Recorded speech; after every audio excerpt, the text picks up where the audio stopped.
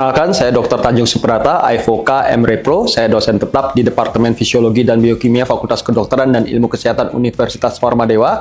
Saya menyelesaikan pendidikan kedokteran di tahun 1999 dan pendidikan magister di tahun 2006. Kemudian saya mengikuti berbagai pelatihan dan sertifikasi untuk meningkatkan pengetahuan dan kompetensi saya, seperti sertifikasi akupuntur medis di LP3A Surabaya, kemudian sertifikasi seksologi dan andrologi di Departemen Andrologi dan Seksologi Universitas Udayana, kemudian sertifikasi ahli ilmu faal olahraga klinis oleh Lembaga Badan Nasional Sertifikasi Profesi atau BNSP, Lembaga Sertifikasi Profesi Kesehatan Olahraga. Pendidikan kedokteran di Universitas Warmadewa menerapkan sistem blok, di mana mahasiswa mengikuti pembelajaran rata-rata 5 blok setiap semesternya. Seluruh blok tersebut sudah disusun dalam suatu kurikulum yang sudah disosialisasikan dan disepakati oleh dosen atau narasumber dan mahasiswa. Di FKIK Universitas Warmadewa, saya terlibat di beberapa blok, terutama di semester-semester awal, karena pada semester tersebut lebih menekankan pada aspek fisiologis dibanding aspek patologis. Pada semester ganjil, saya menjadi ketua atau koordinator blok Elective Study Exercise Medicine, dan pada semester genap, saya menjadi ketua blok muskuloskeletal. Aktivitas pembelajaran pada blok muskuloskeletal meliputi kuliah interaktif di kelas besar, small group discussion atau SGD, kemudian ada pleno, kemudian ada keterampilan klinik atau skill, kemudian ada praktikum dan beberapa situasi pembelajaran khusus atau SITSUS. Sesuai visi misi Fakultas Kedokteran Ilmu Kesehatan Universitas Warmadewa, yaitu kesehatan pariwisata, maka pada situasi pembelajaran khusus atau SITSUS di pada blok muskuloskeletal, saya mengajak mahasiswa untuk mendalami dan menganalisa masalah-masalah yang terkait sport tourism, bagaimana fisiologi otot berperan dalam berbagai cabang-cabang olahraga, resiko atau potensi cedera akibat aktivitas olahraga, dan sebagai dokter bagaimana memanage suatu tim medis dalam event olahraga. Blok muskuloskeletal diberikan pada mahasiswa semester 2. Di awal pembelajaran blok muskuloskeletal dimulai dengan rapat penyusunan blok yang dihadiri oleh tim blok dan dihadiri juga oleh tim dari Medical Education Unit atau MIU. Dalam rapat ini akan dibahas silabus-silabus kompetensi yang harus diberikan kepada mahasiswa sesuai dengan capaian pembelajaran lulusan yang mengacu pada standar kompetensi dokter Indonesia tahun 2012. Pada rapat ini juga dibahas metode pembelajaran yang akan diberikan serta asesmen yang dilakukan untuk setiap aktivitas pembelajaran, serta menyusun rencana pembelajaran blok dan kontrak perkuliahan. Perkuliahan dan metode pembelajaran lain dalam blok disusun dalam bentuk jadwal pembelajaran. Semua dosen yang terlibat dalam blok tersebut akan kami undang untuk menyampaikan isi silabus agar apa yang diberikan selama pembelajaran sesuai dengan silabus yang telah ditetapkan. Nah, berikut adalah rencana pembelajaran blok 1.7 muskuloskeletal.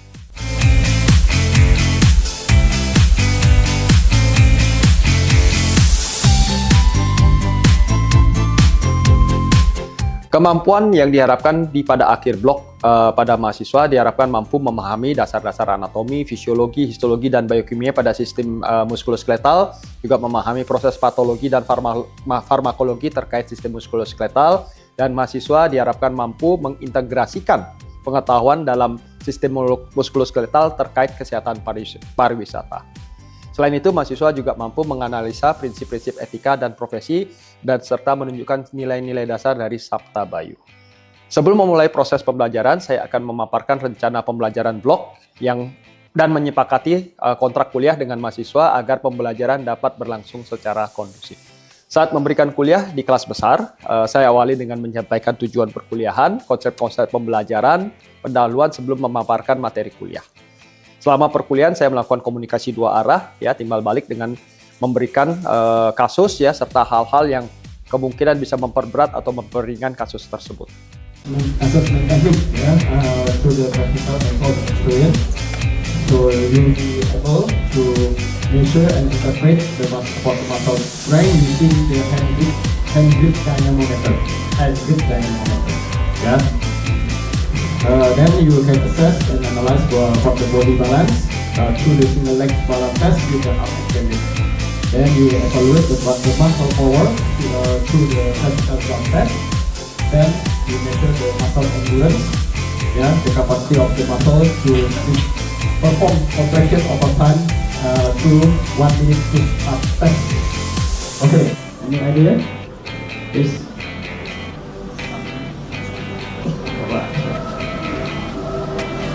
Apa? Baik, silakan.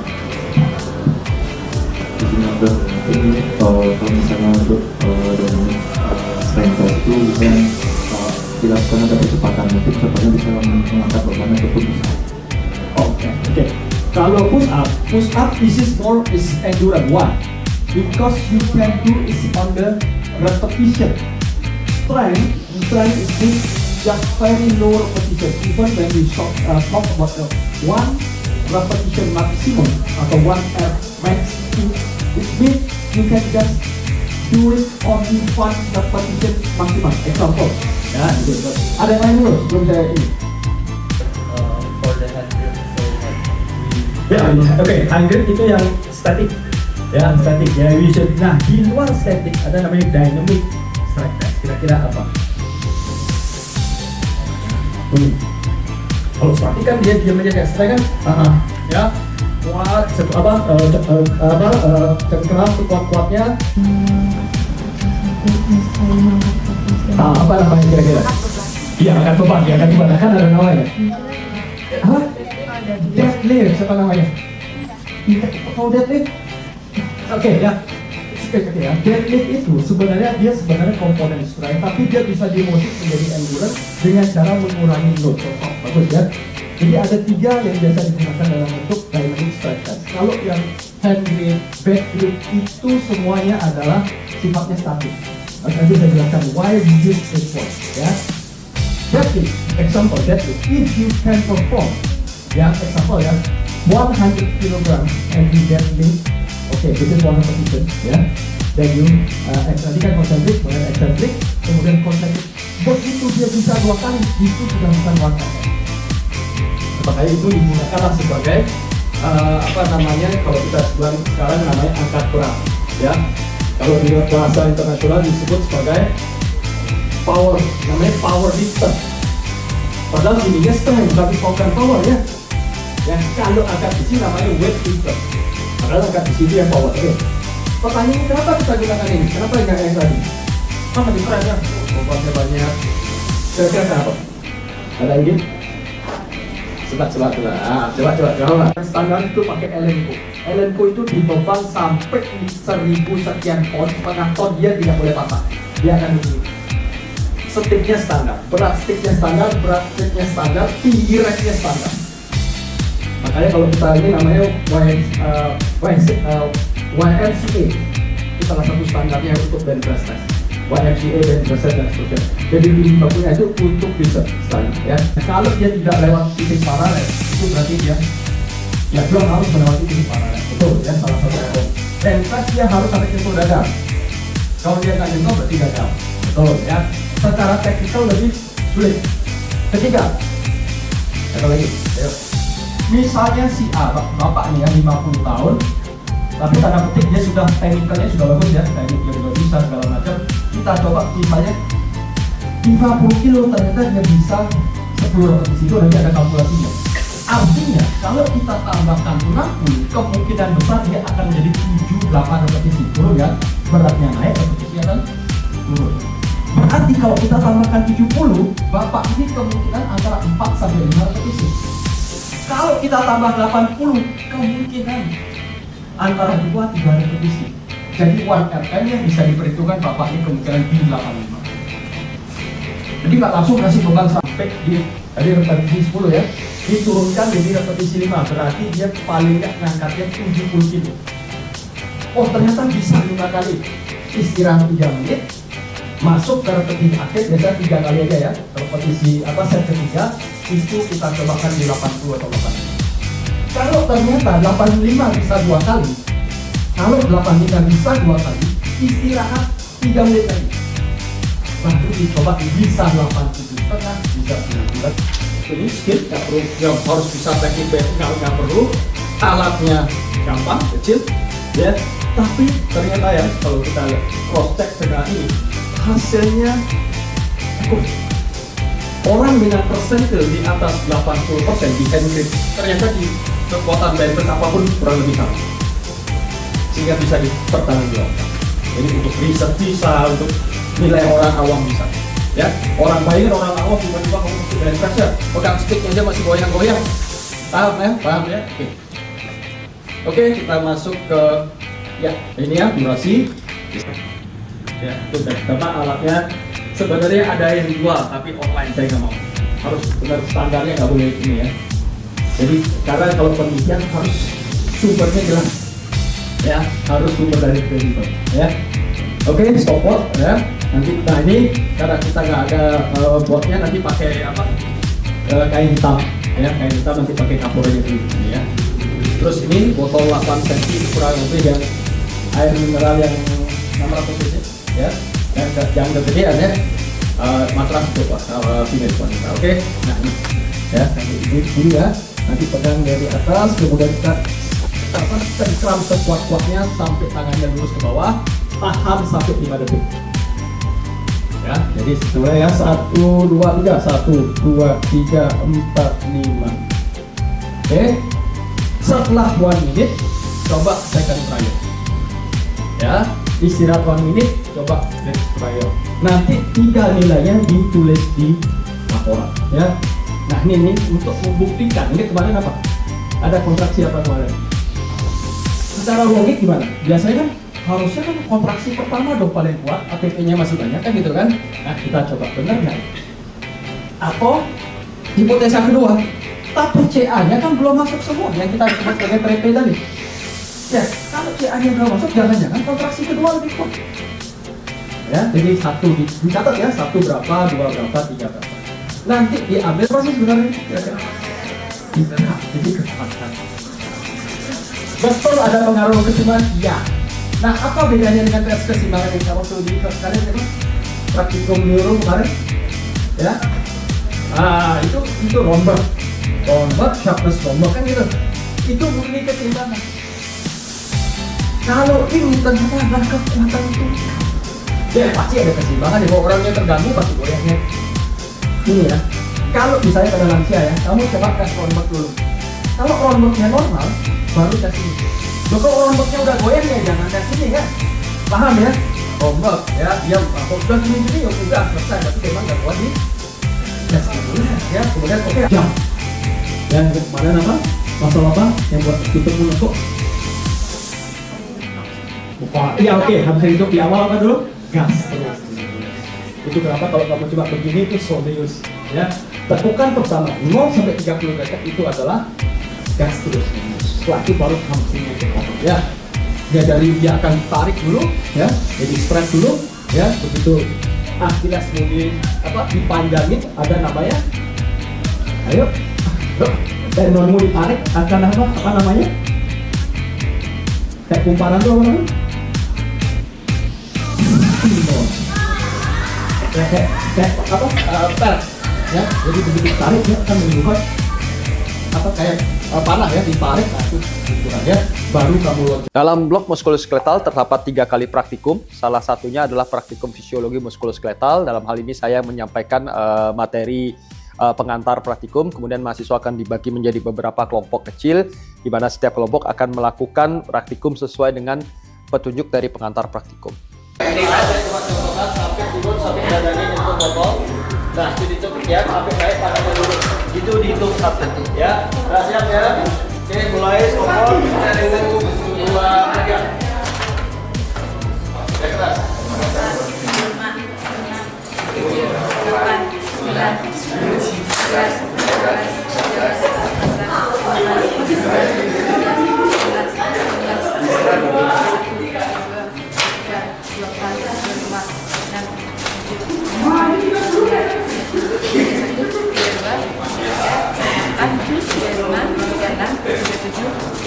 Waktu lagi berapa? 20. Nanti 10 detik terakhir hitung mundur ya.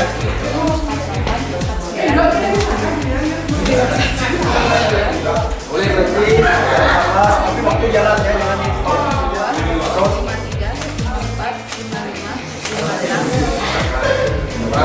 10, 9, 8, 9, 10, 9, 8, 4, 3, 2, 1. Ya udah, berapa? 62. 62, woi. Sama kita lima bagian di bawah dulu ya. Nanti cengkram ya, tidak terlalu lebar. Hokinya itu hoki.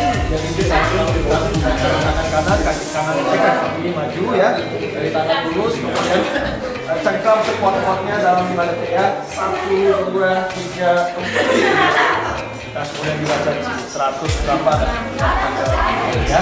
Bisa ya, mulai coba. Oke, mulai ya. Oke, kakinya. Kaki kiri yang maju. Nah, ya. Lurusin ya. Lurus. Cengkram sekuat-kuatnya. Ya, oke. Dibaca angkanya. Oke, 101.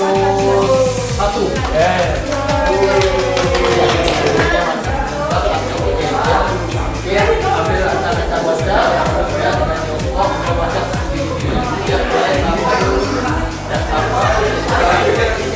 Oke. Cepat diukur ya. Berapa? Ini tadi yang berapa?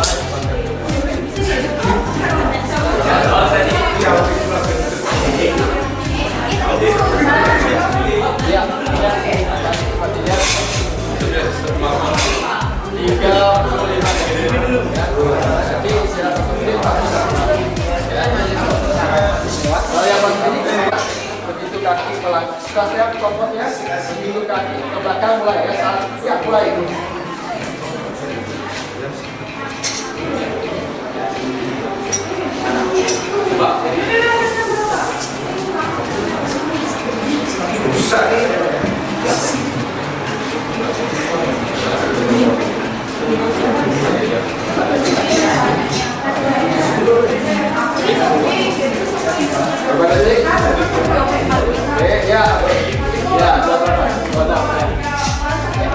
Selain kuliah reguler, mahasiswa akan dibagi menjadi kelompok-kelompok kecil ya dengan peserta antara 10 sampai 11 orang dalam small group discussion atau SGD, di mana dalam SGD tersebut mahasiswa dipicu untuk berdiskusi dalam membahas berbagai masalah sesuai silabus yang telah ditentukan. Dalam kegiatan ini, peranan saya sebagai tutor adalah mengarahkan atau memoderator dalam diskusi tersebut. Jika terdapat deadlock, saya juga bisa memberikan masukan atau solusi terkait diskusi tersebut.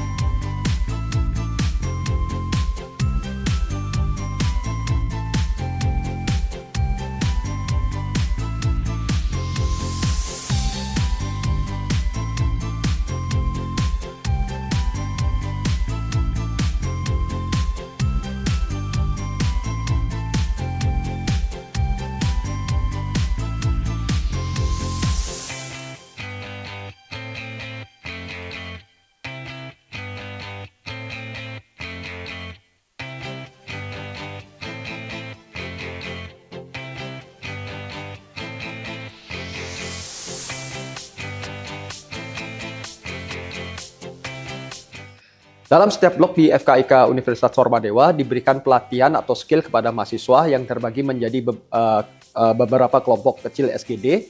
Tiap skill akan dibagi menjadi skill terbimbing. Dalam hal ini saya sebagai tutor akan memberikan atau mencontohkan skill tersebut. Contohnya seperti menjahit. Bagaimana cara memberikan antiseptik, kemudian memberikan lokal anestesi, kemudian menjahit, menggunting benang, dan seterusnya. Nah, kemudian ada sesi skill mandiri di mana mahasiswa akan berlatih secara mandiri terkait skill yang sudah diajarkan. Dan terakhir adalah skill responsi di mana saya sebagai instruktur akan melihat bagaimana setiap mahasiswa melakukan skill tersebut sesuai dengan checklist yang telah diberikan.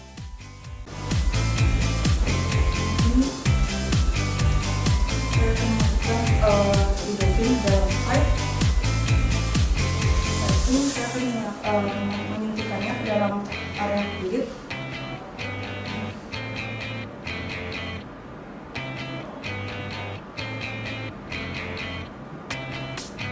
Kemudian saya suntikkan, lakukan aspirasi terlebih dahulu, kemudian saya masukkan obat. Setelah itu, saya lakukan pada sisi yang lainnya. Kemudian saya akan lakukan dengan sisi sebelahnya. Sudah ada cukup. Ya. Mbak, tahu waktu 1 menit ya. Untuk sebelahnya sekitar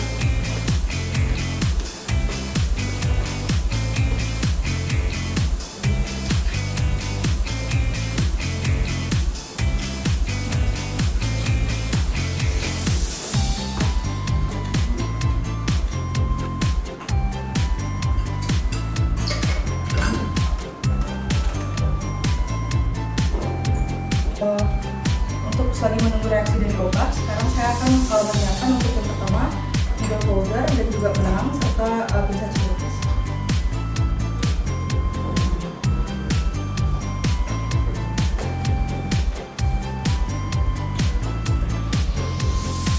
Kemudian saya gunting dan mencuci benang.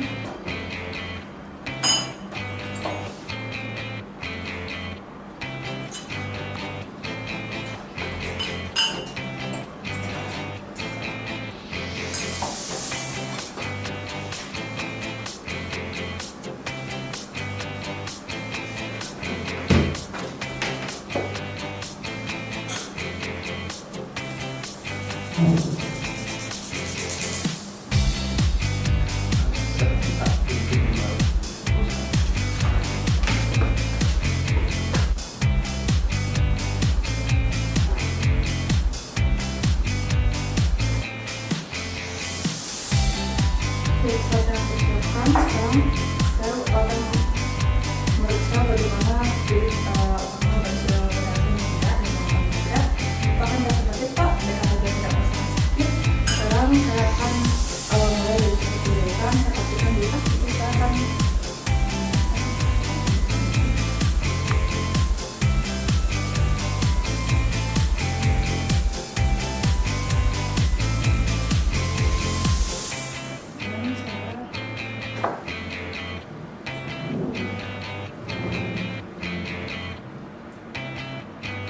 pada sentimeter dari bagian ujung.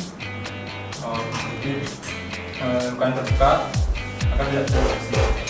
Dia baru saja sembari saya mempersiapkan alat alat, maka silakan untuk berbaring di batu permukaan dan melepas pakaian yang nantinya di area yang nantinya sedang kita saya mempersiapkan alat terlebih dahulu. Pertama ada dan menyiapkan bilopen,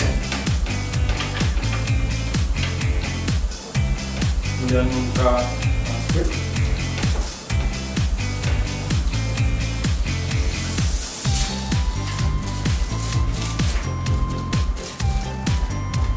kemudian menyiapkan cairan. Kemudian saya akan menggunakan es krim dari kosmetik.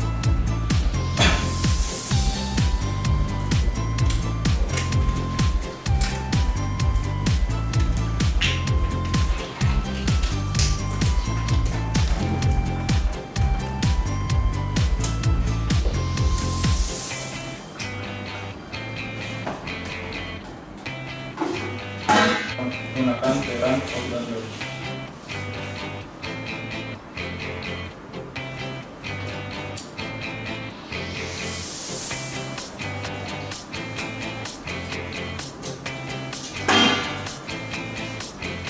Saya sedang akan meletakkan lubang di atas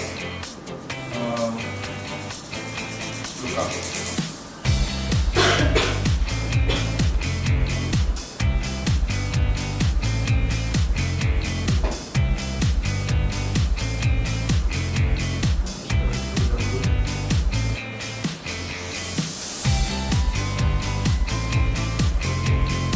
Setelah selesai, saya akan melakukan di sisi yang sebelumnya.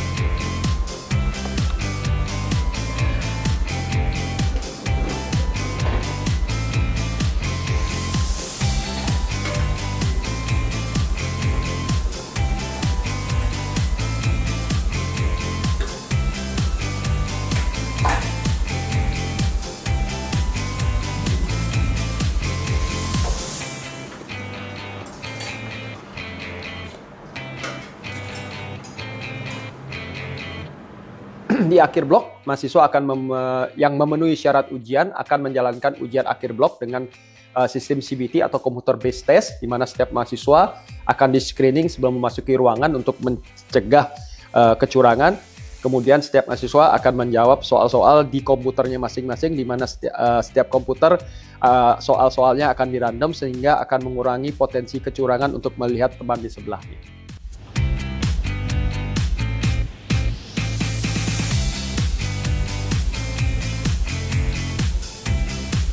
Ini juga sebenarnya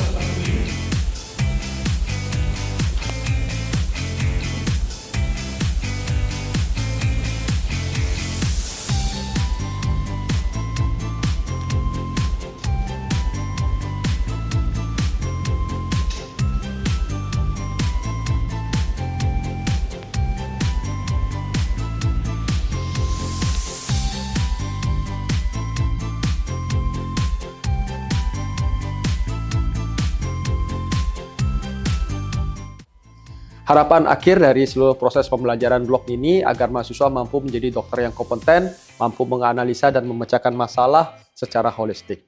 Terima kasih.